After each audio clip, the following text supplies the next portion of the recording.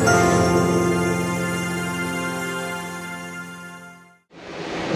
alaikum warahmatullahi wabarakatuh. Waalaikumsalam warahmatullahi wabarakatuh. Alhamdulillahi rabbil alamin. Wassalatu wassalamu ala asyrafil mursalin wa ala alihi wa ashabihi ajma'in, amma ba'd. وقد قال الله تعالى في محكم التنزيل والفرقان المجيد: أعوذ بالله من الشيطان الرجيم. ألف لام ميم ذلك الكتاب لا ريب فيه وهدى للمتقين. صدق الله العلي العظيم. وقال نبينا صلى الله عليه وسلم: كن في الدنيا كأنك غريب أو كعابر السبيل أو كما قال عليه الصلاة والسلام.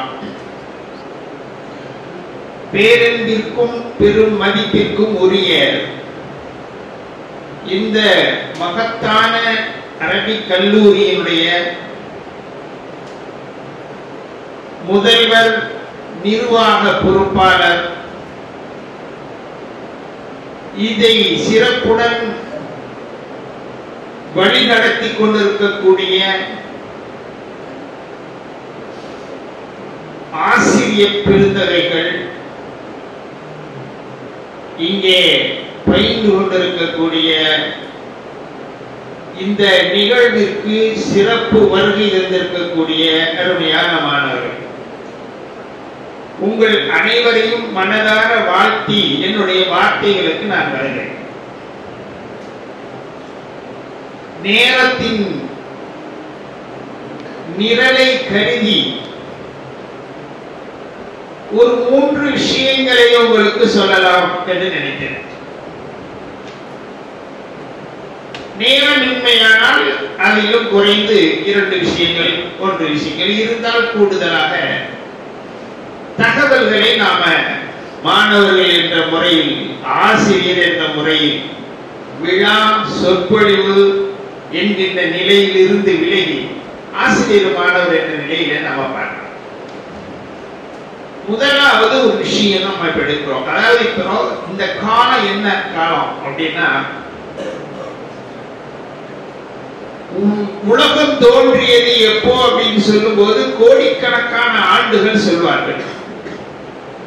அந்த கணக்கு விஞ்ஞானத்திற்கு உட்பட்டது, ஆய்வுக்கு உட்பட்டது. அது அவரவர்களுடைய துறையிலே அதை பற்றி அவர்கள் பரிசீலனை பண்ணலாம். நமக்கு அந்த துறையின் தொடர்பு இல்லை.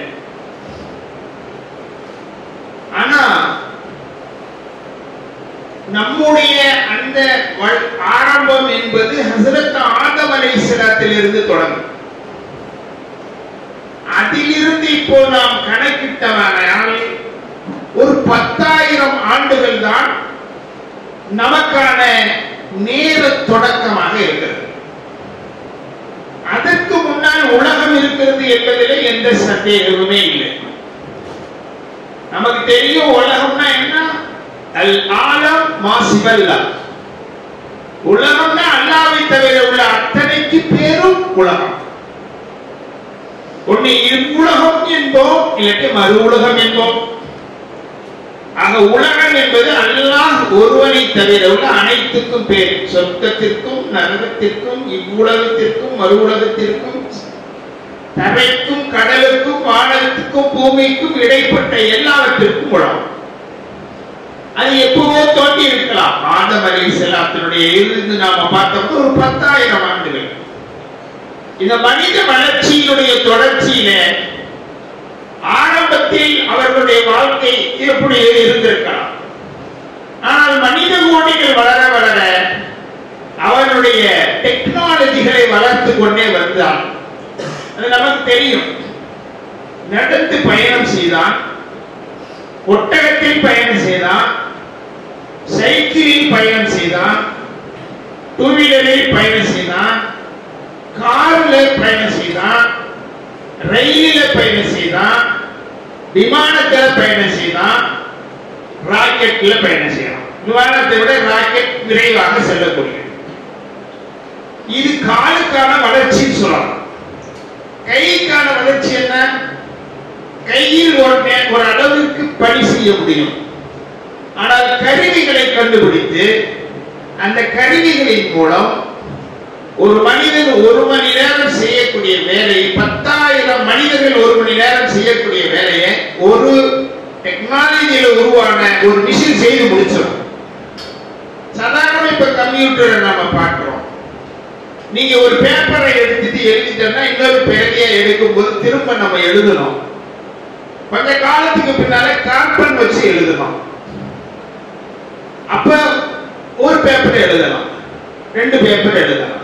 இப்ப ஒரு மிஷினுக்குள்ள வச்சு நம்ம எண்ணெய் மட்டும் தட்டினால் போதும், 1000 என்று தட்டினோமே ஆனால் 1000 செகண்டுக்குள்ள 1000 பேப்பர் நமக்கு வந்துருது. இது டெக்னாலஜி, விரைவாக கையினுடைய வளர்ச்சி. இப்படியே ஒவ்வொரு உறுப்புக்கும் செயல்பாட்டுக்கும் மனிதன் விரைவாக செல்கின்ற இந்த வளர்ச்சியில எல்லாத்துக்குமே உபகரணத்தை கண்டுபிடிச்சிட்டான், நடைமுறையில இருக்கு.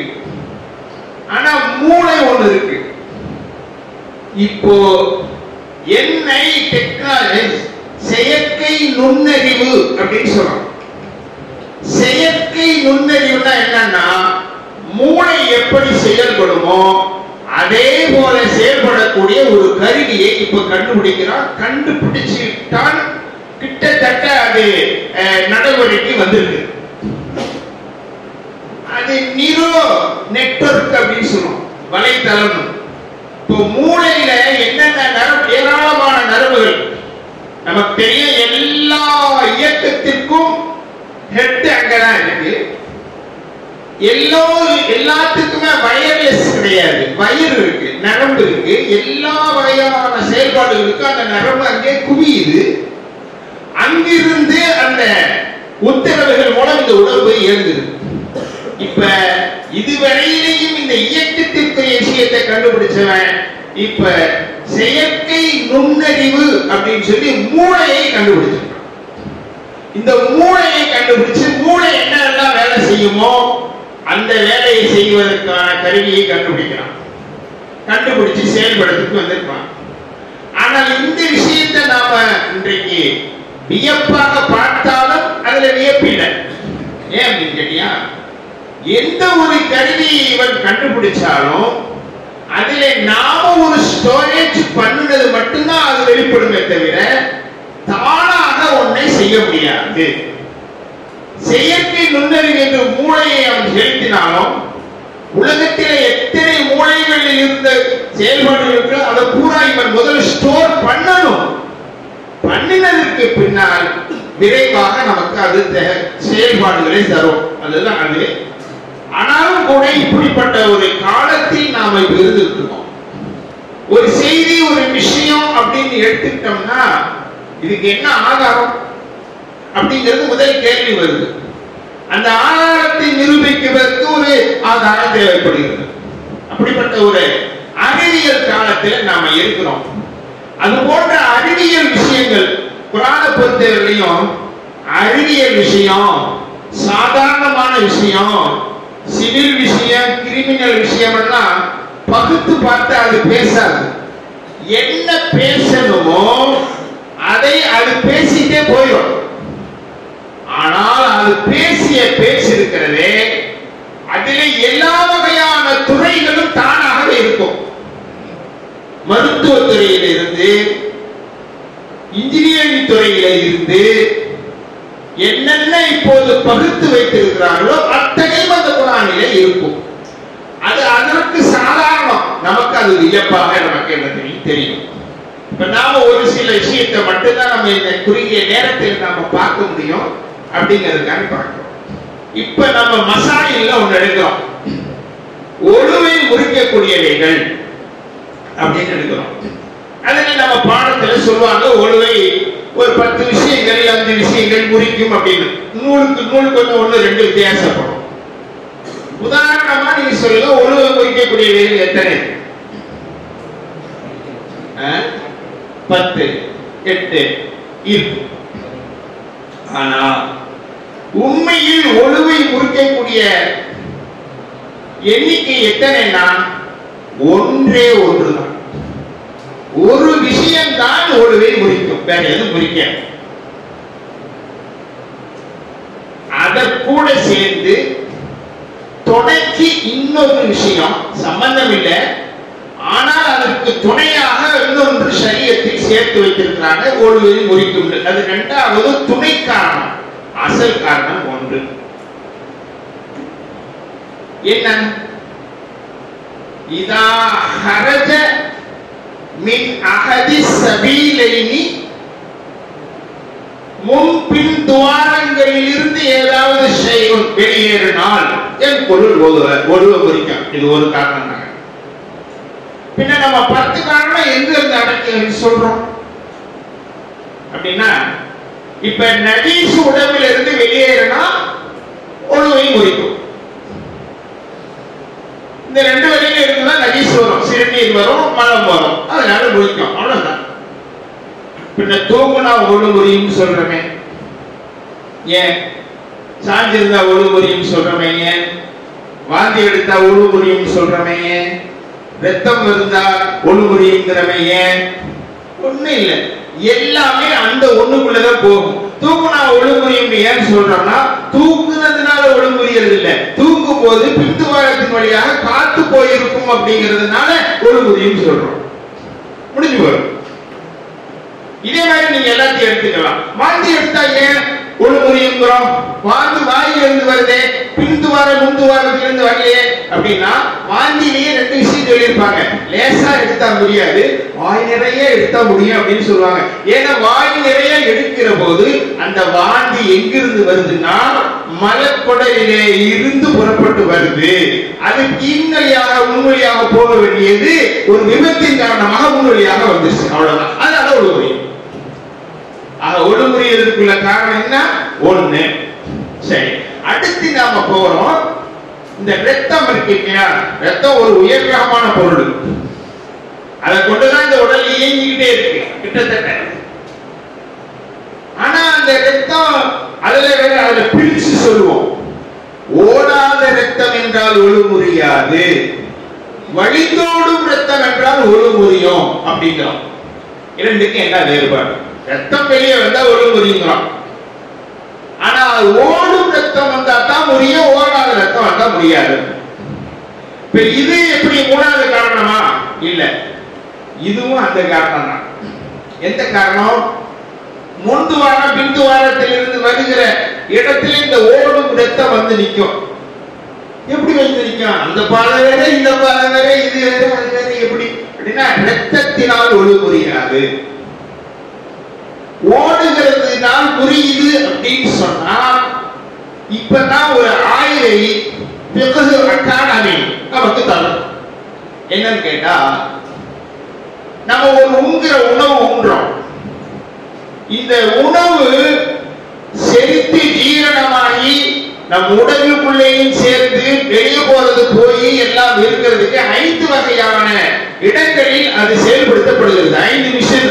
இப்ப கரும்பு ஆலையை கொண்டு போய் கரும்பு போட்டோம்னு சொன்னா இந்த பக்கம் சீனி வரும்.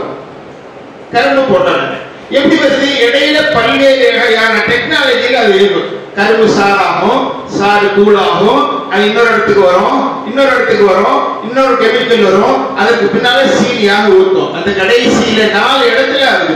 அது மாதிரி உணவு வாயில போட்டு உமிழ்நீரோடு நம்ம மெல்றோம். இது ஒரு கட்டம். மென்ற உடனே அது உணவு குழாய்க்குள்ள போய் அது இரைப்பைக்கு போகுது. அதுக்காக அது மெல்றோம். சும்மா போட்டு போகாது, தொண்டையில அடைச்சிடும். இப்ப மெல்லுகிற போது அல்லாஹ் அதுல உமிழ்நீர் வச்சிருக்கான். முதல் கட்டமாக அந்த உணவை உமிழ்நீரின் மூலம் கலந்து அது ஒரு இடத்துக்கு மாறுது. அப்புறம் இரைப்பைக்கு போடுது. இரைப்பையிலே ஒரு திரவம் இருக்கிறது. அந்த திரவத்திலிருந்து இது கலந்து ஒரு கூழாக ஜூஸ் மாதிரி ஆயிடுது. எப்படி மாவை கரைச்சமோ அந்த மாதிரி ஆகுது. அந்த மாதிரி ஆன உடனே அது 2ஆக பிரிகிறது. நல்ல தெரிந்த ஒன்றாக. இப்ப நம்ம ஒரு விஷயத்தை ஒரு ஜூஸ் போட்டனால பழத்தை முடிஞ்ச உடனே வடிகட்டுவோமா இல்லையா? வடிகட்டி வேற எடுத்துருவோம், இது வேற எடுத்துருவோம்.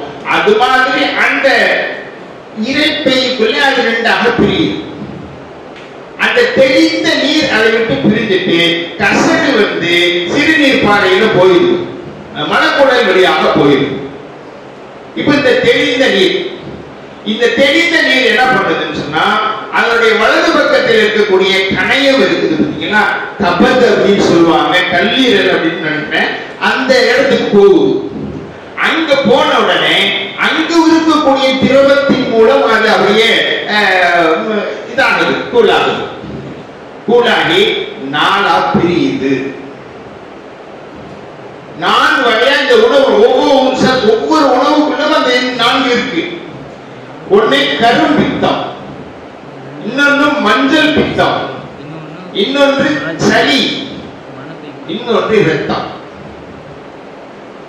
இரத்தமாக பிரிகிறது, சளியாக பிரிகிறது, பித்தமாக மஞ்சள் பித்தமாக பிரிகிறது. இதெல்லாம் உடலுக்கு தேவையான விஷயம்.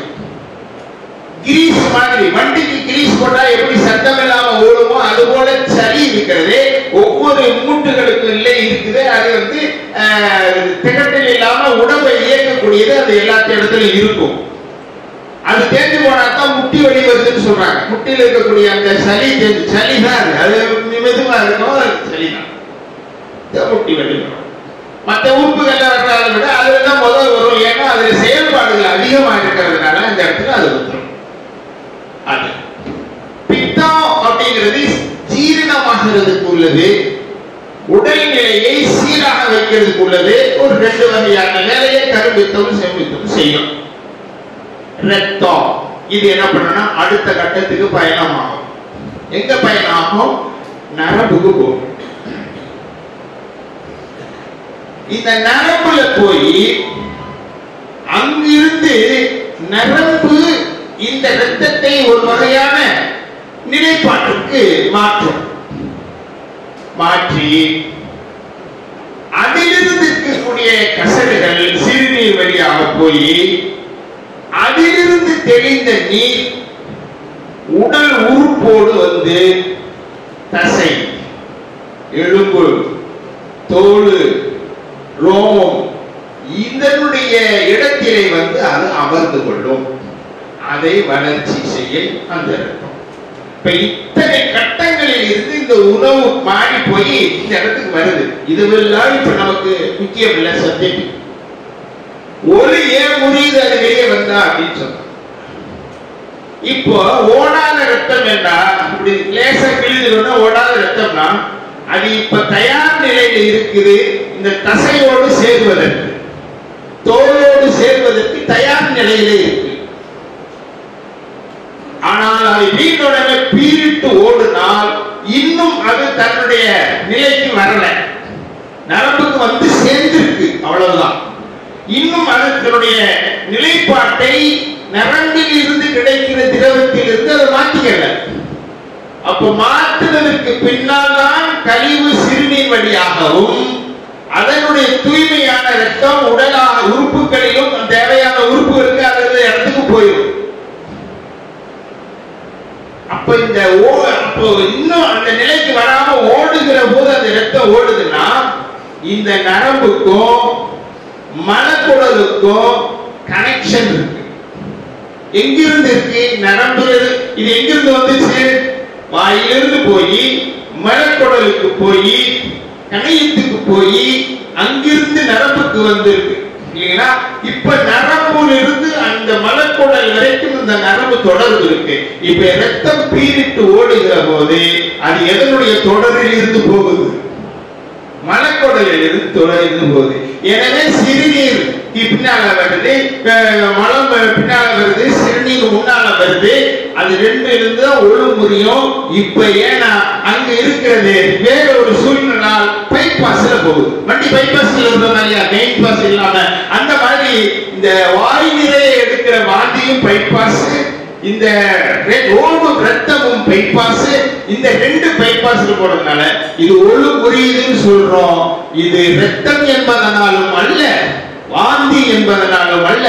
அவைகள் இரண்டும் மலக்குடையிலிருந்து முன்துவாரம் பின்துவாரம் இந்த ரெண்டிலிருந்து வர வேண்டிய ஒன்று இப்படி வந்துவிட்டது, அதனால் ஒழு புரியுங்கிறோம். அப்படியானால் ஒழு புரிவதற்குரிய காரணம் என்ன? ஒன்னே ஒன்று, அசூசை பொருள்கள் உடலில் இருந்து வெளியேறினால் காத்தாக வரும், மலமாக வரும், சிறுநீராக வரும். அதனால அதை புரியும் அப்படின்னு சொல்லுவோம். இந்த அறிவியல் பூர்வமான விஷயம் தான் எல்லா சரீரத்திலும் இருக்கும். ஒவ்வொன்றையும் நம்ம ஒத்து பார்த்தோம்னா தெரிஞ்சுக்கலாம் இல்லைங்களா? அப்போ இது ஒரு என்ன ஏன்னா இதுவரையில் ஓடுகிற ரத்தத்துக்கு என்னையா சம்பந்தம் அப்படிங்கிற மாதிரி வரும். ஒரே ஒரு இதுதான் உடம்புக்கு இன்னொன்று சொன்னேன். அது கண்ணிய குறைவாக நடக்கிறதுனால் ஏற்பட்ட ஒரு ஒழுங்குறைவு என்னன்னா, தொழுது கொண்டிருப்பவர் பிறருக்கு கேட்கும் அளவு சத்தமிட்டு சிரிப்பாரையானால் அவருக்கு ஒழுங்குறையும். இங்கே சிறுநீர் அந்த பாதையில வர்றதெல்லாம் எதுவும் இல்லைன்னாலும் கூட அதுவும் ருக்கு சுஜூது உள்ள தொழுகையில் சத்தமிட்டு சிரித்தால் ஒழுங்குறையும் அப்படின்னு வந்திருக்கு மசாலா. உங்களுக்கு எல்லாம் துக்குல பார்த்திருப்பீங்க. என்ன காரணம் அப்படின்னா, இது தொழுகையை கண்ணியப்படுத்தாத ஒரு செயல். வெடிசிரிப்பு சிரிக்கிறதுங்கிறது தன்னை அறியாம காத்து போயிடும். அதுக்கு கூட மசாலா என்ன இருக்கு, அப்படியே போய் ஒழிச்சுட்டு விட்டெடுத்துல இருந்து வந்து தொழுகலாம். அது வேற இயல்பாக போறது. சிரிப்புங்கிறது இவராக என்ன செய்கிற ஒரு செயல். இப்ப சத்தம் விட்டு சிரிச்சதுனால தொழுகையை நீ கண்ணிய குறைவாக ஆக்கியதற்கு பிரதிபலனாக தண்டனையாக ஒழுங்குறையும் சொல்லி ஒளி செஞ்சுட்டு வந்து அடக்கத்தோடு தொழுன்னு சொல்லுவோம். அவ்வளவுதான். அதற்கு பெரிய காரணம் ஒரு துணை காரணமாக இது ஒரு விஷயமான விஷயத்தை நாம கவனிச்சோம். இது மாதிரி நாம பிற விஷயங்களை ஒப்பிட்டு பார்க்கலாம். ரொம்ப ஷார்ட்டா இருக்கும். ஃபிக்ஹ் என்பது என்ன, ஒரு விரிவுரை தான். ஹதீஸினுடைய குர்ஆன் ஆயத்தினுடைய ஒரு விரிவாக்கம். எந்த அளவுக்குன்னா, காலங்கள் போக போக போக வேறு வகைகளில் அறிவு கூடுது, ஷரியத்தினுடைய விஷயங்களில் அறிவு கம்மியாகிட்டே இருக்கு. அதனால ஒவ்வொன்றையும் சின்ன குழந்தைகளுக்கு பட்டியலிடுவது போல நமக்கு ஃபிக்ஹ் பட்டியலிட்டு தந்திருக்கிறது. இந்த ஒரு விஷயத்தை நம்ம பார்க்கலாம். இது உங்களுக்கு நான் சொல்ல நினைச்ச ஒரு விஷயம். இது போதுமானதுன்னு நினைக்கிறேன். போதுமா? இதுக்கு மேல இதை பற்றி எது வேணுமா? இரண்டாவது விஷயம் என்னை பற்றி தொழில் டெக்னாலஜிங்கிறது ரொம்ப பெரிய அளவில் போயிட்டு இருந்தனால அந்த ஒரு விஷயத்துக்கு ஒன்றுக்கு நாம இப்ப வர்றோம். ஏற்கனவே அதை பற்றியெல்லாம் ஒரு அறிவியல் கருத்துக்களை சொல்லியிருக்கிறாங்க.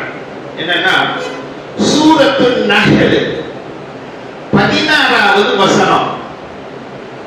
அந்த 16வது வசனத்துல வல் கைல வல் பிகால வல் ஹமீர லிதர்கபூஹா வஸீனா வயஹ்லுகு மா லா தஅலமூன் அப்படின்னு அல்லாஹ் சொல்றான். தான் வழங்கிய மனிதனுக்கான அன்றைய காலத்தில் உள்ள நியமத்தை இன்னைக்கு அந்த ஆயத்தை இறங்கியிருந்தான்னா வேற மாதிரி சொல்லியிருப்பான். என்னென்ன கார் வகைகள் இருக்குதோ அதை பூரா சொல்லியிருப்பான். என்னென்ன விமான வகைகள் இருக்கோ அதையெல்லாம் சொல்லியிருப்பான். அதையெல்லாம் ராக்கெட்டுகளை பூரா சொல்லியிருப்பான். நடப்பு நேரத்தில் அருளுகிற போது உள்ள உச்சூழல் இது இருந்தது. அதனால சொல்றான், ஒட்டகத்தை படைச்சேன். கோவேரி கழுதைகள், கோவேரி கழுதை என்னன்னா கழுதையும் குதிரையும் உடலுறவு கொண்டு பிறந்த கழுதைக்கு பேர் கோவேரி கழுதை. அதை நான் படைச்சேன். கழுதையை படைச்சேன். ஏன்னா நீங்க இவைகள் எல்லாம் வாகனமாக பயன்படுத்திக் கொள்வதற்காகவும், சிலர்கள் நிறையாக சேமித்து வைத்து அதை அளவு பொருளாக தங்களுடைய செல்வமாக காட்டிக் கொள்வதற்காகவும் நாம இதை படைச்சோம். அது தவிர இது அல்லாமல் இன்னும் ஏராளமானதான் நீங்கள் அறியாதவையெல்லாம் நான் படைத்திருக்கிறோம் அப்படின்னு நல்லா சொல்லிடலாம். இப்ப சமீப காலத்திலே நம்முடைய விரிவாக்கங்கள் எப்படி இருந்ததுன்னா, நீங்கள் அறியாததெல்லாம் என்ன அப்படின்னா இதைத்தான் சொல்லிட்டு இருக்கோம். என்ன, காரை சொன்னோம், டூ வீலரை சொன்னோம், சைக்கிளை சொன்னோம், பிளேனை சொன்னோம், மேல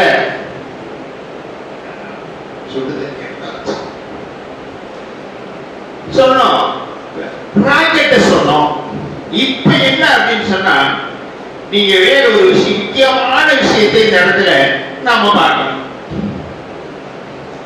நபிகள் நாயகம் ஸல்லல்லாஹு அலைஹி வஸல்லம் அவர்கள் ஒரு தகவலை சொல்றாங்க சஹாபாக்களுக்கு. சொல்லிட்டு இந்த ஆயத்தை ஓதி காமிக்கிறார்கள். என்ன தகவல் அப்படின்னு சொன்னா, நான் ஒரு சமூகம் இந்த உலகத்தில் இருக்கிறது, ஒரு கிரகத்தில் இருக்கிறது. நம்ம முதல் புரிஞ்சுக்கணும், உலகம்னு நாம பேசுறது எதை? இந்த பூமிய. 24,000 மைல் சுற்றளவு கொண்ட இந்த பூமி, இது சூரிய குடும்பத்தினுடைய ஒரு புள்ளி. இந்த அளவுக்கு நம்ம விளங்கி இருக்கிறோம். இது மட்டும் உலகம் இல்லை. உலகம் என்பது, பிரபஞ்சம் என்பது, இதுக்கு அல்லாம எத்தனையோ கோடி. இது நமக்கு தெரிஞ்சதை இப்ப நம்ம பேசிட்டு இருக்கோம். நம்ம வாழும் இடத்தையும் நம்ம அறிந்த இடத்தையும் சரி, சூரியனை பேசுறோம், நட்சத்திரத்தை பேசுறோம், சந்திரனை பேசுறோம், செவ்வாய் புதன் கிரகங்களை பேசுறோம். அதெல்லாம் சூரிய குடும்பம் என்ற இந்த பூமியுடைய குடும்பம். அதை எட்டி நம்ம பிடிக்க முடியாது என்றாலும் கூட நம்முடைய கண்ணுக்கு தெரிகிறது பூமியோடு சேர்ந்து. இதெல்லாம் நம்ம ஒரு குடும்பமாக வாழ்வோம். இது ஒரு விஷயம். இப்ப பெருமானார் ஸல்லல்லாஹு அலைஹி வஸல்லம் அவர்கள் சொன்னார்கள். சொல்வதற்கு முன்னால இன்னொரு விஷயத்தை நாம என்ன செஞ்சுக்கிறோம், பார்த்துக்கிறோம். ஒரு விஞ்ஞானம் அப்படின்னு சொல்றோம் இல்லையா, அறிவியல் விஷயம். இப்ப சூரியன் இந்த பூமியிலிருந்து எவ்வளவு தூரத்தில் இருக்குன்னா 14,96,00,000 கிலோமீட்டர் தூரத்தில் அது இருக்கு. 14,96,00,000 அங்க இருக்கு. அதுவும் இந்த சூரிய குடும்பத்தோடு பூமி ஒன்று சேர்ந்தது. இது அதோடு இருக்கக்கூடிய ஒரு குடும்பம் அப்படின்னு வச்சுக்கிட்டோம். இப்ப ஒரு பியூபிஸ் அப்படின்னு ஒரு கோள் இருக்கு. இப்ப சூரிய குடும்பம் மாதிரி பிரபஞ்சத்துல பால் வெளியில தெரியல, பால் வெளி பிரபஞ்சம்னா இதுல எத்தனையோ குடும்பங்கள், நட்சத்திர குடும்பங்கள் இருக்கிறது அப்படின்னு விஞ்ஞானத்துல சொல்றான், அறிவியல் கண்டுபிடிக்கிறான். சூரிய குடும்பங்கள் நம்ம பூமி, சந்திரன், இந்த செவ்வாய் புதன் சனி அப்படிங்கிற கிரகங்களோடு சேர்த்து கோடிக்கணக்கான நட்சத்திரங்களோடு சேர்த்து ஒரு ரவுண்டு, இந்த ஒரு ரவுண்டு சூரிய குடும்பம். இது போல இன்னும் பல நட்சத்திர குடும்பங்கள் இருக்கு. அதுல ஒரு நட்சத்திர குடும்பத்தினுடைய பெயர் சொன்னா HD 70642. பியூபிஸ் அப்படிங்கிறது அந்த கிரகத்துக்கு பேர் வச்சிருக்கான். ஒரு நட்சத்திரம் சூரியன் மாதிரி ஒரு நட்சத்திரத்தை கற்பனை பண்ணிக்கிறோம். ஒரு நட்சத்திரம் அதுக்கு பேர் வச்சிருக்கான். பேரு நம்ம வைக்கிறது தான். HD 70642 பியூபிஸ் அப்படிங்கிறது அந்த நட்சத்திரத்துக்கு பேரு. இது ஒரு சூரியன் போல ஒரு தலைமை நட்சத்திரம். இதை சுற்றிலும் எப்படி இந்த சூரியன்ல இருந்து இப்படி நிறைய கிரகங்கள் இருக்குதோ, அதே போல அதை சுத்தி தனியா கிரகங்கள் சுத்துது, கோள்கள் சுத்துது. அப்படி சுத்துறதுல ஒரு கோள் இருக்கு. அந்த கோள் என்னன்னு கேட்டா எங்க இருக்குன்னா, இந்த பியூபிஸ் அப்படிங்கிற இந்த நட்சத்திரத்தில் இருக்கு இன்னொரு குடும்பமான சூரியனை போல உள்ள இன்னொரு குடும்பம். அந்த அதற்கு பேரு, இந்த தலைமைக்கு சூரியனுக்கு பேரு நட்சத்திரம். அந்த நட்சத்திரத்திலே பியூபிஸ் அப்படிங்கிற அந்த நட்சத்திரம் அங்கிருந்து 90 ஒளியாண்டு தூரத்தில், 90 ஒளியாண்டு, ஒளியாண்டுன்னா இந்த வெளிச்சம் அப்படி பட்டு போகும் வேகமா. ஒளி ஒளிமா, இந்த ஒளி அந்த ஒளி வேற, சத்தம் ஒண்ணு வெளிச்சம் ஒண்ணு. இப்ப நீங்க இடி இடிக்கு பாத்தீங்களா, இதுல மழை பெய்யும் போது இடி இடிக்கும், மின்னல் அடிக்கும். எது நமக்கு வந்து சேரும், இடியா மின்னலா? மின்னல் தான் வரும். அப்படி வந்த உடனே நம்ம உஷாராயலாம், அடுத்து இடி வரப்போகுது என்று. ஆனா ரெண்டும் ஒன்னா புறப்படும். மேக கூட்டத்தில் இருந்து இந்த ரெண்டுமே ஒன்னா புறப்படும்.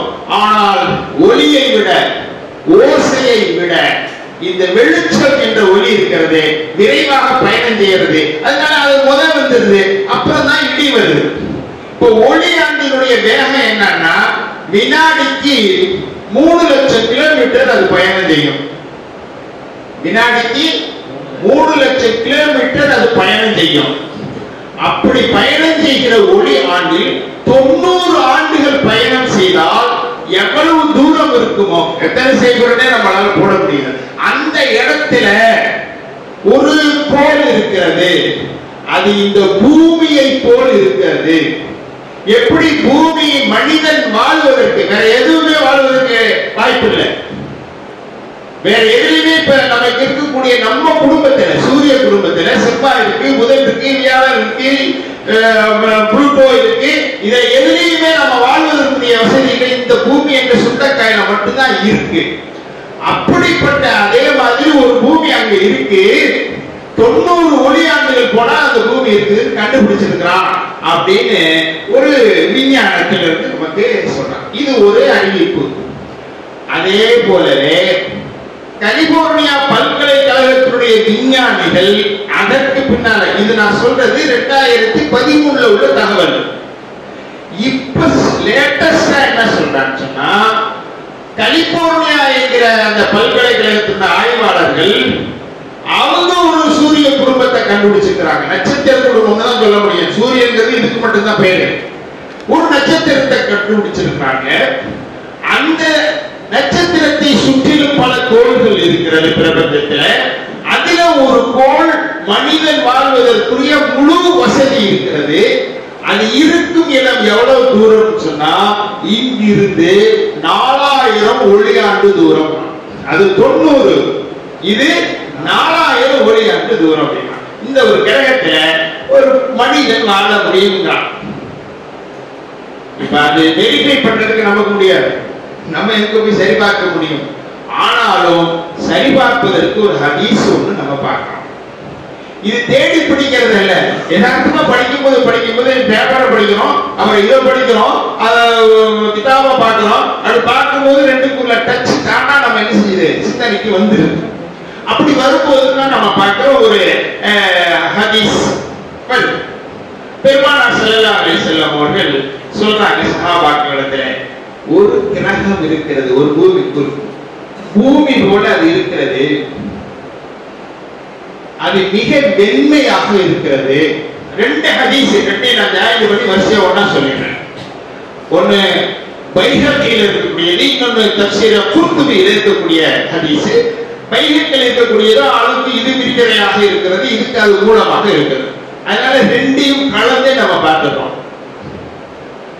ஒரு கிரகம் இருக்கிறது, 1400 ஆண்டுகளுக்கு முன்னால இப்ப பதிஞ்சிருக்குது. தஃசீர் குர்துபியில பதிஞ்சிருக்குது அந்த ஹதீஸ். பைஹக்கிங்கிற நூல்ல பதிஞ்சிருக்கிறாங்க. இந்த 2 ஹதீஸ்ல என்ன சொல்றாங்க அப்படின்னா, பெருமானார் ஸல்லல்லாஹு அலைஹி வஸல்லம் சொல்றாங்க, ஒரு கிரகம் இருக்குது சஹாபாக்கள் சொல்றாங்க, அது சூரியனை போல 30 மடங்கு பெரியதுன்னு சொல்றாங்க. அதிலே அந்த பூமி மிகவும் பால் போன்ற வெண்மையாக இருக்கிறது. அதிலே மக்கள் அடர்த்தியாக வாழ்கிறார்கள். இங்க 140 கோடி இந்தியாவில் வாழ்ந்தாலும் அங்கன ஒரு குழுதான தவிர வெட்ட வெளிகள் நிறைய கிடைக்கும், ஏராளமான இடக்கான இடம் கிடைக்கிறது. ஆனா பெருமானார் சொல்றாங்க, அந்த இடத்துல மனிதர்கள் வாழ்கிறார்கள், அவர்கள் அடர்த்தியாக வாழ்ந்து கொண்டிருக்கிறார்கள். அந்த மலைகள் தங்கமாகவும் வெள்ளியாகவும் அந்த மலை இருக்கிறது. பூமி முத்துக்கள் போல பவளமாக இருக்கிறது, வெண்மையாக இருக்கிறது. சூரியனுடைய 30 மடங்கு பெரிதில் அந்த பூமி இருக்கிறது, மக்கள் அடர்த்தியாக இருக்கிறாங்க. இந்த நிலையில் இருக்கிறது. சரி, அவர்களுடைய வாழ்வு எப்படி இருக்குது அப்படின்னு சொன்னா, லா யஹ்ருஸூன வலா யஸ்ரஊன வலா யஅமலூன. அவங்க உழுகிறது இல்ல, விவசாயம் செய்யறது இல்ல, எந்த வேலையும் பார்க்கறது இல்ல. பின்ன எப்படி சாப்பிடுறாங்க, எப்படி வளர்றாங்க அப்படின்னா, ஒவ்வொருவருடைய வீடு, அந்த வீட்டிற்கு முன்னால் ஒரு மரம் இருக்கும். அந்த மரத்தில் இருந்து பழம் வரும், அதில் இலைகள் இருக்கும். அந்த பழமே அவர்களுடைய உணவு, அந்த இலையே அவர்களுடைய ஆடை. பாவம் என்றால் அவர்களுக்கு என்னவென்று தெரியாது அப்படின்னு சஹாபாக்களிடத்துல பெருமானார் ஸல்லல்லாஹு அலைஹி வஸல்லம் சொன்னார்கள். இந்த ரெண்டு ஹதீஸ் ஒன்னு தஃசீர் குர்துபியில ஆயத்துல இந்த ஆயத்துல வல் கைல் வல் பிகால் வல் ஹமீர் சொல்ற சூரத்துல் நஹல் அதனுடைய விரிவாக்கத்திலே இருக்கு அப்படின்னு சொல்லிட்டு இந்த நிலையில அவர் வாழ்கிறார்கள் சொன்னோடனே சஹாபாக்கள் கேட்கிறாங்க, அவர்கள் ஆதமுடைய பிள்ளைகள் தானே அப்படின்னு கேட்டாங்க.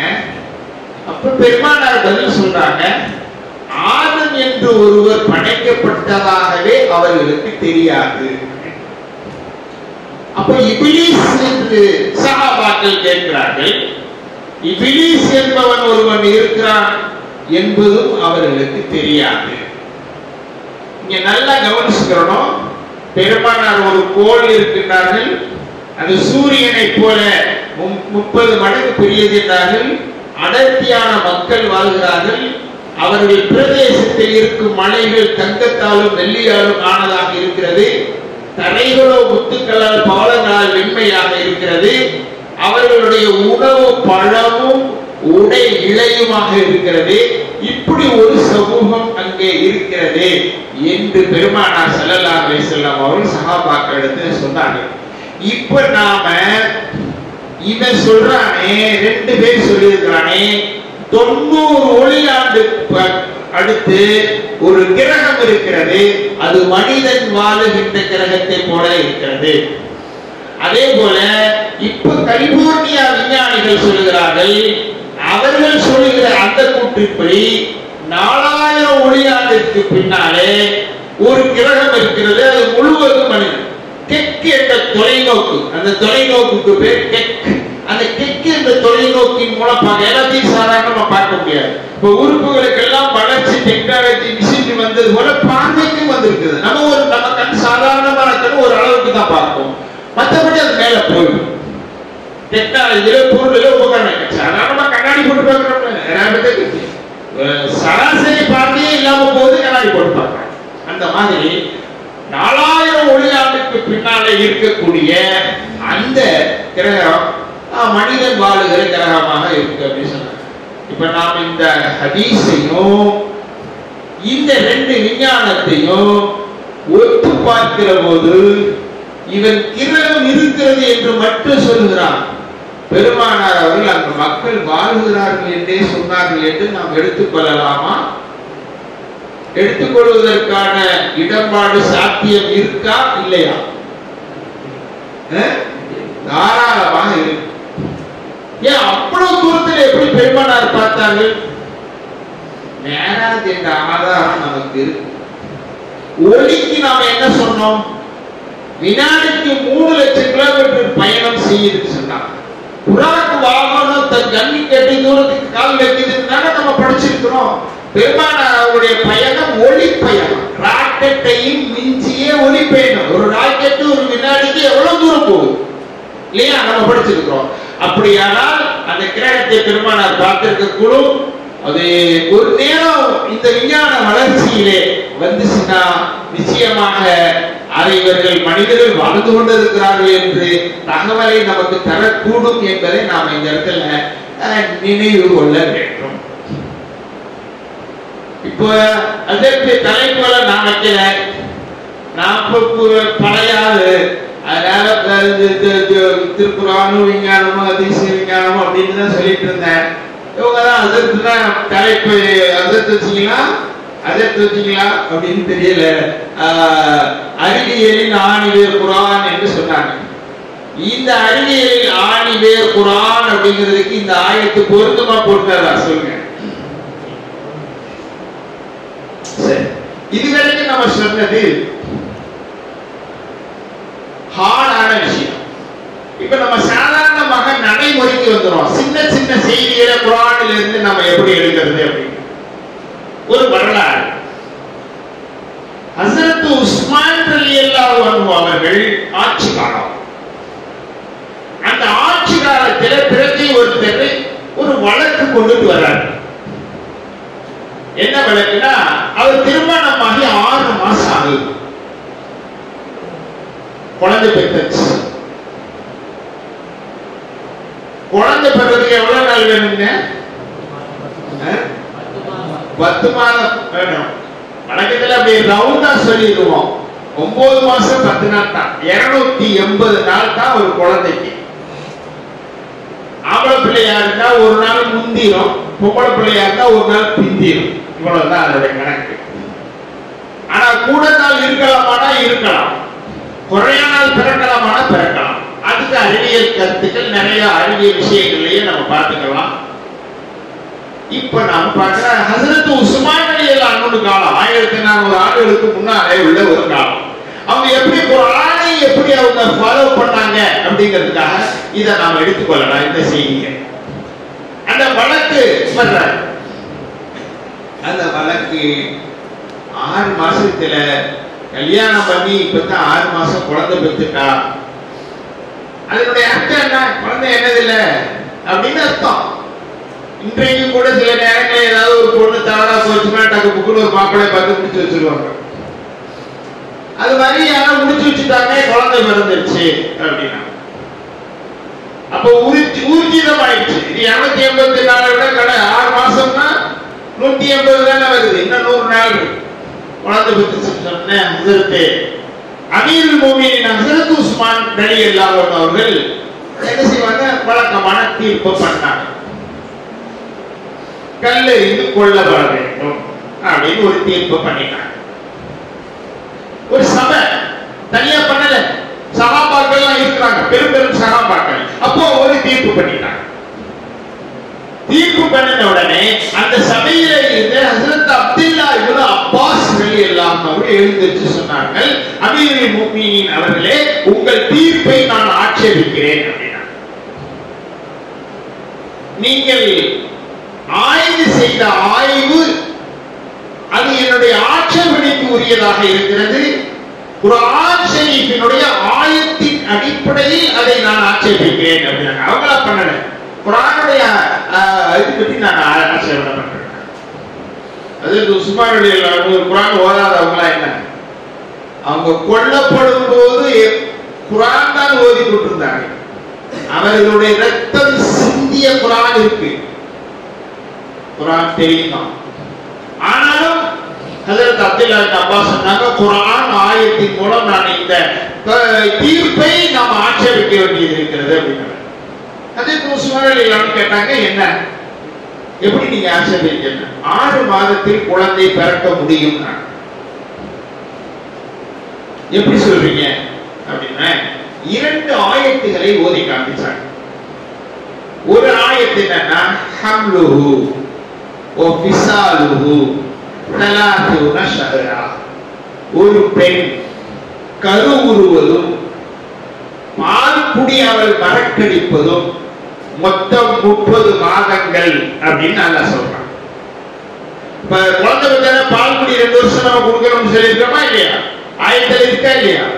அதே போல இன்னொரு ஆயத்து சூரத்துல் பக்ரா முதல் சொன்ன ஆயத்து சூரத்துல் அஹ்காஃப் 15வது வசனம். இன்னொரு ஆயத்து இருக்கிறது, வல்வாலிதாத்து யுர்திஉன அவுலாதஹுன்ன ஹவுலைனி காமிலைனி. தாய்மார்கள் தங்கள் குழந்தைக்கு பரிபூரணமான 2 ஆண்டுகள் பால் கொடுப்பார்கள். கொடுப்பார்கள் என்ன அர்த்தம்? ஆயத்துல கொடுங்கள் அர்த்தம். படற்கையை சொல்லி முன்னிலையை அம்பை கட்டளையை அவங்க சொல்றது ஆயத்தினுடைய பழக்கம். ஆயத்தில் தெரியும், இல்திஃபாத் அப்படின்னு சொல்லுவோம். அதாவது படற்கையிலிருந்து முன்னிலைக்கு வருவோம், தன்னிலைக்கு வருவோம், தன்னிலையில் இருந்து படற்கைக்கு போவோம். இது குர்ஆனுடைய மரபுகளில் ஒன்று, சொற்மரபுகளிலே உள்ளது. அது மாதிரி கொடுப்பார்கள் என்று சொன்னால் கொடுங்கள் அப்படிங்கிற உத்தரவு. சரி கொடுக்க சொன்னா 2 வருஷத்துக்கு பரிபூர்ணமா தாய்மார்கள் பால் கொடுக்கணும். இப்ப என்ன சொன்னாங்க ஹஸரத் அப்துல்லா இப்னு அப்பாஸ் அவர்கள்? இந்த 2ஐயும் எடுத்த ஆயத்தை சொல்லி அந்த ஆயத்தில் என்ன சொன்னா, சுமந்திருக்க காலமும் பால் கொடுக்கக்கூடிய காலமும் சேர்த்து மொத்தம் 30 மாசம். தெளிவா வாசகத்தில் வந்துருச்சு. இபாரத்து நஸ் அப்படின்னு சொல்லுவாங்க இல்லையா? உசூல் தஃசீல பார்க்கலாம். இபாரத்து நஸ், இஷாரத்து நஸ், இக்திலாஉ நஸ் அப்படின்னு வந்துட்டு இருக்கோம். அப்போ இபாதத்துன் நஸ்ல சொல்றாங்க தலாத்தூன ஷஹரன் 30 மாசம் அப்படின்னு. இப்ப சொல்றாங்க 2 வருஷம் பால் கொடுக்கணும், கர்ப்பமும் பால் குடியும் 30 மாசம்னா 2 வருஷம் எத்தனை மாசம்? அதை நவத்தி பார்த்தா மிச்சம் எவ்வளவு இருக்கு? 6 மாசத்திலேயே நம்மளுக்கு போதுமான அளவு இருக்கா இல்லையா அப்படின்னு சொல்லி 6 மாதத்தில் குழந்தை. இதனுடைய விரிவாக்கமாக ஹஸரத் அப்துல்லா இப்னு மஸ்ஊத் அவர்கள் சொல்கிறார்கள், கருவுற்ற பின் 4 மாதங்களில் அந்த குழந்தைக்கு உயிர் கொடுக்கப்படுகிறது, அந்த தசை துண்டுக்கு உயிர் கொடுக்கப்படுகிறது. எல்லா உறுப்புகளுடைய மூல டிஎன்ஏ ஜீன்ஸ் அதுல இருக்கும். அப்ப உயிர் போகும். விந்து தசை கட்டியாக மாறி அது ஒரு நிலைக்கு வந்து ஜீன்ஸ், கோடிக்கணக்கான ஜீன்ஸ் இருக்கு, அது பூரா அதுல வந்துரும். அத செல் வளர்த்துன்னு சொல்லுவான். அது பூரா அதுல வந்துரும். எல்லாம் வந்ததுக்கு முன்னால எல்லாத்துக்கும் தனித்தனி ஜீன்ஸ் இருக்கு. நகத்துக்கு ஒரு ஜீன்ஸ், முடிக்கு ஒரு ஜீன்ஸ், கண்ணத்துக்கு, கண்ணுக்கு, கருவிழிக்கு, வெள்ளைவிழிக்கு, இமைக்கு, தோலுக்கு, எலும்புக்கு, சசைக்கு எல்லாத்துக்கும் தனி ஜீன்ஸ் இருக்கு. அத்தனை ஜீன்ஸும் அதுல வந்ததற்கு பின்னால அது சதை துண்டாக இருக்கிற போது 4 மாசம் ஆயிரும். 4வது மாசம் ரூஹை அல்லாஹ் ஊதுவான். ஊதியதற்கு பின்னாலே அத்தனை ஜீன்ஸ்களும் உறுப்புகளாக வளரும். அதனுடைய வளர்ச்சி 2 மாதங்களுக்கு இருக்கும். 2வது மாதத்தில் முழுமையாக அது வளர்ச்சி அடைந்துவிடும். அப்படின்னா 4ல உயிர் ஊதுறோம், 6ல வளர்ச்சி முடிவாக அடைஞ்சது. சரி, பின்ன ஏன் அல்லாஹ் தஆலா இவ்வளவு நாள் வச்சிருந்தான்னா, இது கசனான உலகத்துல தூய்மையான அந்த பிள்ளை ரொம்ப சின்ன பிள்ளையா உடல் உறுப்பு நிறைவடைஞ்ச உடனே பூமிக்கு வந்தா நிறைய பக்க விளைவுகள் ஏற்படும். அதனால அல்லாஹ் தஆலா கொஞ்ச நாள் 6 மாசத்துக்கு பின்னால இன்னொரு 100 நாள் அங்க வச்சிருக்கிறான். இங்குபேட்டர்ல வச்சிருக்காங்களா இல்லையா? கொஞ்ச நாளுக்கு முந்தி பிறந்துட்டா. ஏன் அந்த நிலையிலேயே வளர்த்தோம்னா அதற்கு நிறைய நோய் தொற்றுகள் ஏற்படும். ஏன்னா தாயினுடைய கருவினுடைய பாதுகாப்பு இங்க இல்லை, அதுவும் இங்குபேட்டர் தான். அதுல எல்லா பாதுகாப்பும் இருக்கு. இங்க எப்படி ஆஸ்பத்திரியில் வச்சிருக்கிறானோ அது போல எல்லா பாதுகாப்பும் அதுல இருக்கு. வெளியே வந்தா ரொம்ப பாதிப்பு இருக்கும், அவன் வெளியே விட்டா பாதிப்பு இருக்கும். அதனால கரமாசத்துக்குள்ளே உள்ள வச்சிருப்பான். அதனால அல்லாஹ் தஆலா 100 நாள் வச்சு அதை கொஞ்சம் வலுப்படுத்தி இங்க இருக்கக்கூடிய கசடுகளை எதிர்கொள்கிற சக்தியை அந்த பிள்ளைக்கு கொடுத்து பிறக்க வைக்கிறான் 280வது நாள். ஆக ஒரு குழந்தை முழுவதும் உருவாகுவதற்கு காலம் எது போதுமானதாக இருக்கு? 6 மாசம் போதுமானதாக இருக்கு. இந்த 2 ஆயத்திலே அதைத்தான் அல்லாஹ் சொல்றான். நீங்க எப்படி தீர்ப்பு இப்படி வழங்கலாம் அப்படின்னு ஹஜ்ரத் உஸ்மான் அமீருல் மோமினீன் அவர்கள் வியப்படைந்து போய், நல்ல நேரத்தில் மிகப்பெரிய தவறில் இருந்து என்னை நீங்கள் பாதுகாத்தீர்கள் அப்படின்னு சொல்லி ஹஜ்ரத் அப்துல்லா இப்னு மஸ்ஊத், அப்துல்லா இப்னு அப்பாஸ் ரலியல்லாஹு அன்ஹுவுக்கு நன்றியும் மகிழ்ச்சியையும் அவர்கள் தெரிவித்தார்கள் என்பது ஒரு வரலாறு. இங்கே நாம் எப்படி ஃபிக்ஹ் அக்காடாவில் உள்ளவர்கள் சஹாபா பெருமக்கள் குர்ஆனை அறிவியல் ரீதியில் ஃபாலோ பண்ணி இருக்கிறார்கள் அப்படிங்கிறதுக்கு இதை ஒரு குறிப்பாக நாம என்ன செஞ்சுக்கொள்ளலாம், எடுத்துக்கொள்ளலாம். சரிங்களா? இதை பற்றிய ஒரு புரிதல் நமக்கு கிடைக்குதா? இன்னொருக்கு போலாமா?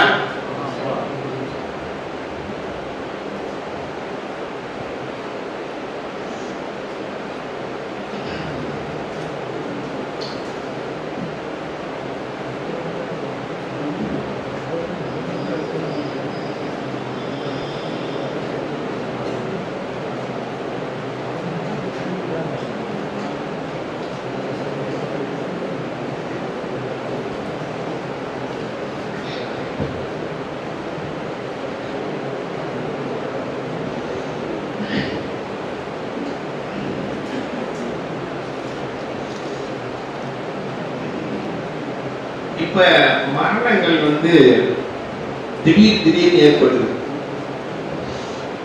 அதுக்கு என்ன பேர் சொல்றோம்? Heart attack. இப்ப காய்ச்சல்ல ஒருத்தர் மரணம், கேன்சர்ல ஒருத்தர் மரணம், அப்படி இப்படின்னு நிறைய வகைகள் சொல்லுவோம். இதை பற்றி சுவாரஸ்யமான ஒரு கதை இருக்கு. இந்த மலக்குல் மௌத் வந்து உயிர் வாங்கின உடனே சாட்டா சொல்லிடுவோம். மலக்குல் மௌத் உயிர் வாங்கிட்டே இருக்கும்போது எல்லாம் ஊர்ல கூட மலக்குல் மௌத்தை திட்டினாங்க. இந்த ஆளுக்கு ஒண்ணுமே புரியல. பச்சை பிள்ளைய வச்சுக்கிட்டு இருக்கிற அந்த தாயை உயிர் வாங்கிட்டு போயிட்டாரு. இப்பதான் வளர்ந்து வந்துட்டு இருந்தாங்க, அவர் உயிர் வாங்கிட்டு போயிட்டாரு. ஒரு கிளான அளவு செஞ்சுட்டு இருந்தாரு. இப்படியே திட்டிகிட்டே இருந்தாங்க. அவங்க மலக்குல் மௌத்து அல்லாட்ட போய் ரிப்போர்ட் பண்ணாங்க. என்னை போய் உயிர் வாங்க சொன்னேன், ஒரு பையன் விடாம என்ன என்ன செய்ய குடும்பமா திட்டுறாங்க. இனிமேல் திட்ட மாட்டாங்க, போங்க அப்படின்னு. இனிமேலே நீங்க உயிர் வாங்குங்க, திட்ட மாட்டாங்க. சரின்னு வந்துட்டாரு. ஒருத்தர் காய்ச்சல படுத்த படுக்கையா இருந்தாரு. ஆஸ்பத்திரிக்கு போனாரு. டாக்டர் பார்த்தாரு, காய்ச்சல் முத்தி போச்சுங்க, வீட்டுக்கு தீட்டு போயிருக்காரு. ஒரு உயிர் போயிடுச்சு. நீங்க கொஞ்ச நேரம் முந்தி வந்திருந்தாக்க நம்ம பார்த்திருப்பேன் அப்படின்னு. இங்க உயிர் போடணும்னு அங்கலாய்வாங்க. நாம அரை மணி நேரம் முந்தி போகாம விட்டுட்டேனே. இப்ப இந்த உயிர் போனதுக்கு காரணம் யாரு மாதிரி சொல்றாங்க? தாங்களே தாமதிச்சதுனால போனதா போச்சு. யார மறந்தாச்சு? இப்படிதான் எல்லாரும் சொல்லுங்க. அப்போ ஒண்ணு இது மாதிரி நம்ம உயிர் போறதுக்கு எத்தனையோ காரணங்கள் இருக்கு. காரணங்கள் சொல்லுவோம். ஆனா உயிர் போறதுக்கு ஒரே காரணம் தான். ஒரே காரணம் தான். எப்பொழுது இந்த ஹார்ட்டுக்கு போற அந்த நரம்பின் வழியாக போகிற இரத்த ஓட்டம் நிக்கிறோ அப்போ உயிர் போயிடும். அந்த ஒரு நேரம் தான் உயிர் போகும். மூளை செத்தவர்கள் உயிர் வாழ்கிறார்களா இல்லையா? மூளை செத்து போச்சு, ஆனா இருக்கிறாங்க, கோமாவில் இருக்கிறாங்க. பின்ன எதுனால இருந்தாலும் சரி, காய்ச்சல் வந்தாலும் சரி, கேன்சர் வந்தாலும் சரி, எது வந்தாலும் சரி, என்ன விபத்து நடந்தாலும் சரி, ஆக்சிடென்ட் நடந்தாலும் சரி, மதகாமால வந்தாலும் சரி, எது வந்தாலும் சரி, உயிர் போறதுக்கு என்ன காரணமாக இருக்கும்? இந்த நோயினால் ஏற்பட்டு கடைசியில் அந்த இரத்த குழாயில் அடைப்பு ஏற்படும். அப்பொழுதுதான் உயிர் போயிடும் இல்லைங்களா? அது மாதிரி இப்போ நபிகள் நாயகம் ஸல்லல்லாஹு அலைஹி காலத்துல அவர்கள் உயிர் பிரிகிற போது அவங்க என்ன பேசினாங்க அப்படின்னு புகாரி ஷரீஃப்ல ரெண்டு ஹதீஸ் வருது. நமக்கு வழக்கமா தெரியும் ஒரு ஹதீஸ் என்ன, அதை பார்த்தா நம்ம சாதாரணமா சொல்லிட்டு கடந்து போயிடுவோம். ஆனா அதுல இருக்கக்கூடிய அதிநுட்பமான விஷயம் இதுதான். ஆனா وَإِنَّ فِي الْجَسَدِ مُضْغَةً إِذَا صَلُحَتْ صَلَحَ الْجَسَدُ كُلُّهُ وَإِذَا فَسَدَتْ فَسَدَ الْجَسَدُ كُلُّهُ. பெருமானார் சொன்னாங்க, எச்சரிக்கையா நீங்க இருங்க. உடலில் ஒரு துண்டு இருக்கிறது, அந்த துண்டு சரியாக இருந்தால் மொத்த உடம்பும் சரியாக இருக்கும். அந்த துண்டு கெட்டு போனால் மொத்த உடம்பும் கெட்டு போயிடும். அலா வஹியல் கல்பு, அறிந்து கொள்ளுங்கள், அதுதான் இதயம் அப்படின்னு சொன்னாங்க. இது பார்க்கும்போது இது வரைக்கும் நம்ம நிறைய கேள்விப்பட்டதுனால ஒரு சாதாரண ஹதீஸாக இருக்குது. ஆனா உடம்பு முழுக்க தாக்கத்தை கொடுக்கக்கூடியது அதுதான் அப்படிங்கிறது. இதனுடைய விரிவாக்கம் தருகிற போது என்ன சொன்னாங்க தெரியுங்களா? ரொம்ப அற்புதமா இருக்கும். நம்ம இப்ப என்ன செய்யணும், ஒரு சின்ன விஷயத்தை ஆய்வு செய்து முடியுது. ஒரு 100 விஞ்ஞானிகள் ஒரு லேபரேட்டரியில உட்கார்ந்துகிட்டு பல கோடி ரூபாய்களை செலவழிச்சு பல ஆண்டுகளை செலவழிச்சு ஒரு ரிசல்ட் வெளியே வரும். அப்படித்தானே வரும். ஆனா இது பாத்தீங்கன்னா ஒரு ஹதீஸ்ல சாதாரணமாக என்ன சொல்றாங்க, அந்த மாதிரி ஒரு செய்தியை சொல்லி இதுக்கு விரிவுரையாளர் சொல்லுகிற போது கல்பு இருக்கிறதே முதல் விந்து போய் சேர்த்த உடனே முதல் செல் என்பது கல்பு தான். அந்த கல்புதான் செல்கள் வளர்த்து வளர்த்து வளர்த்து உடம்பு முழுக்க வளர்க்குது. அப்படின்னா ஒரு மொத்த உடம்புக்கு தாய் யாருதான்? இப்ப இதயம் தான். அங்க போய் இயக்கம் இல்லைன்னா தான் இவ்வளவு பிரச்சனை வருது அப்படிங்கிறது இந்த ஹதீஸ்ல இருக்கு. இதோட இது எப்படி நடந்தது என்று பெருமானார் தன்னுடைய மரணத்தின் போது இருக்கக்கூடிய ஒரு விஷயத்தை சொல்றாங்க. இதுக்கு முன்னாடி நீங்க ஒரு வரலாற்றை தெரிஞ்சுக்கணும். என்ன கேட்டீங்கன்னா, ஹைபர் யுத்தம் ஒன்று நடந்துச்சு சரிங்களா? அந்த யுத்தத்துல வெற்றி கிடைச்சிச்சு. வெற்றிக்கு பின்னால ஒரு ஈத குலத்தை சேர்ந்த பெண் பெருமானார் அவர்களுக்கு விருந்து தருவதாக சொல்லி விருந்து கொடுத்தார். பெருமானாருக்கு இறைச்சி பிடிக்கும், அதனால எந்த பகுதி பிடிக்கும் என்றும் அவர் கேட்டு தெரிந்து கொண்டார். தெரிந்து கொண்டு முன்கால் சப்பை பெருமானாருக்கு பிடிக்கும் என்று அவள் அறிந்து அதிலே நன்கு விஷத்தை தோய்த்து அதை விருந்தாக கொடுத்தார். சரி, இப்ப பெருமானாரும் வெற்றி கொண்டாச்சு, விருந்து கொடுக்கிறாங்க ஒரு மூதாட்டி, அதை நிராகரிக்க கூடாது அப்படின்னு சாப்பிடுறாங்க. பக்கத்துல ஒரு சஹாபியும் இருக்கிறாரு, இவங்களும் சாப்பிடுறாங்க. சஹாபி எடுத்து ஒரு துண்டை வாயில வச்சு முழுங்கிட்டார். பெருமானார் அவர்கள் வாயில் வைத்த உடனேயே ஜிப்ரீல் அலைஹிஸ்ஸலாம் வந்து துப்புங்கன்னு சொல்றாங்க. அவங்க துப்பிட்டாங்க. இந்த சஹாபி இருக்கிறாரு, வரலாற்றின்படி அவங்க இறந்துட்டாங்கன்னு வந்துடும், அதை விட்டுருவோம், அது நமக்கு இப்ப தேவையில்லை. பெருமானாரு துப்பிட்டாங்க. இப்ப அவங்களுக்கு எந்த பாதிப்பும் இல்லை, போயிடுச்சு. காலங்கள் கடந்தது, கடைசி நேரம் வந்தது. ஆயிஷா நாயகியினுடைய தோள்பட்டையிலே பெருமானார் அவர்கள் படுத்திருக்கிறார்கள். மரணத்தை நோக்கி தங்களுடைய பயணம் ரபியத்துல் அலா என்ற அல்லாஹ்வை நோக்கிய பயணத்திற்கு தயாராச்சு. அப்ப பெருமானார் ஸல்லல்லாஹு அலைஹி வஸல்லம் அவர்கள் ஆயிஷா நாயகியை அழைத்து சொல்லுகிற ஒரு வார்த்தை, யா ஆயிஷா, ஆயிஷாவே, லா அஸாலு அஜிது அலம தஆமில்லதி அகல்து மின் கைபர. யா ஆயிஷா, ஆயிஷாவே, ஹைபர் என்ற இடத்திலே நான் சாப்பிட்டேனே, அந்த சாப்பாட்டினுடைய வலி என்னிலிருந்து தொடர்ந்து இருந்து கொண்டிருக்கிறது, விலகல. அஜிது, நான் அந்த வலியை பெற்றுக்கொண்டே இருக்கிறேன், தாங்கிக் கொண்டே இருக்கிறேன், வைத்துக் கொண்டே இருக்கிறது அப்படின்னு சொல்லிட்டு, ஹாதா, இந்த நேரம், அவானும் ஒரு நேரம், வஜத்து, நான் பெற்றுக் கொண்டிருக்கிறேன், இன்கிதா அபுஹரி, என்னுடைய இதயத்தில் போகும் நரம்பு தடைபடுகிற அறுத்து போகிற நேரமாக இருக்கிறது என்பதை நான் அறிகிறேன். மின் தாலிக்க சும்மி, அந்த விஷயத்தில் இருந்து அப்படின்னாங்க. என்ன சுருக்கமா சொல்றாங்கன்னா, ஆயிஷாவே, ஹைபர்ல நான் சாப்பிட்ட அந்த விஷம் வாயில வச்சு துப்பியாச்சு. துப்புனது முன்னாடி எப்படின்னு கேட்க கூடாது. வாயில வச்சிருக்கிற போதே ஒவ்வொன்றும் ஒவ்வொரு கிருமி எவ்வளவு வேகமா பாயுங்கிறது தெரியுமா இல்லையா? இன்னைக்குள்ள விஞ்ஞானத்துல 1 கோடி அணுக்கள் ஒரு ஊசி நுனியில உட்கார முடியும் அப்படின்னு. அப்ப எடுத்து துப்பிட்டாலும் கூட ஏற்கனவே பட்டிருந்த அந்த அணுக்கள், அந்த கிருமிகள் உள்ள போயிடுச்சு. அது இருந்திருக்குது, பலகீனப்பட்ட பிற்பாடு அது வேலை செய்யுது. அப்படி வேலை செய்கிற போது சொல்றாங்க, இது அவாலும் இன்கிதாலம் அபுஹரி அப்படிங்கிறாங்க. இப்ப அந்த விஷம் வந்து என் இரத்த குழாயை தாக்கி அங்கு போக விடாமல் தடுக்கிறது. அதனால் வேதனை அடைகிற, நெஞ்சு வலி வந்தது, ரத்தம் போகாதான் வலிக்குது, நெஞ்சு வலிக்குதுன்னு சொன்னாலே ரத்தம் போகவே உள்ள அப்படி இந்த நேரமாக இருக்கிறது, இது என் முடிவுடைய நேரமாக இருக்கிறது என்று பெருமானார் ஸல்லல்லாஹு அலைஹி வஸல்லம் அவர்கள் சொன்னார்கள். அதற்கு பின்னாலே அவர்கள் இந்த பூ உலகை பிரிந்து ரஃபீக்குல் ஆலாக்கு போனார்கள் என்பது வரலாறு நம்ம பார்க்கிறோம். இது இந்த ஹதீஸ் இன்னைக்கு உள்ளதா? புகாரில 1400 ஆண்டுகளுக்கு முன்னால பெருமானார் ஸல்லல்லாஹு அலைஹி வஸல்லம் அவர்கள் சொன்னாங்க, அபுஹரி என்றால் இந்த இதயத்துக்கு போகக்கூடிய நரம்பு. அன்னைக்கு யாரும் அறுத்து பார்த்தாங்களா? பெருமானார் ஏதாவது அறுத்து பார்த்திருக்கிறார்களா? அவங்க உடம்பு அறுக்கப்பட்டதுன்னா அதை அறுத்தது யாரு?